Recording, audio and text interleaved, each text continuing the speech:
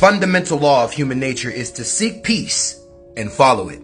This is a quote from an early 17th century philosopher named Thomas Hobbes. Listen, if you are faint at heart, get out of here now, because I am getting ready to say the quiet part out loud.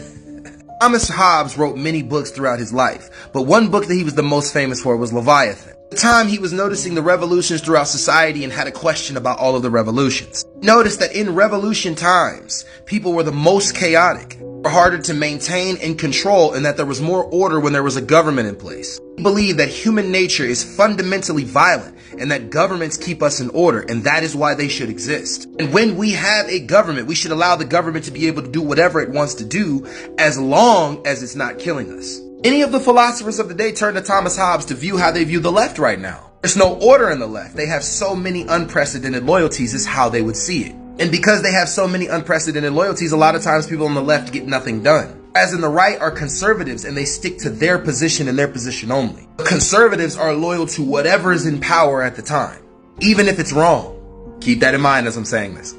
Thomas Hobbes believed that that was the way to keep human nature mitigated. The violence of it was to have a conservative nature in humans that obeyed the government that gave them fair laws. What we can learn from Thomas Hobbes is that revolutions aren't always the answer. If you study in depth of the French Revolution, the guillotine never stopped moving.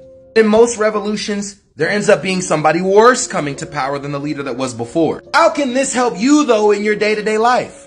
When you are structuring an organization or you are trying to lead a cause, keep in mind that the loyalty to the cause is the point of the cause. Everybody has to understand the fundamental order that started it all. Everybody must abide by whatever structured the organization at the beginning. Things can change, but the only way those things should change is if everybody as a collective agrees that that's something that should change. Might need to make a part 2. Y'all let me know if you want it. Stay woke.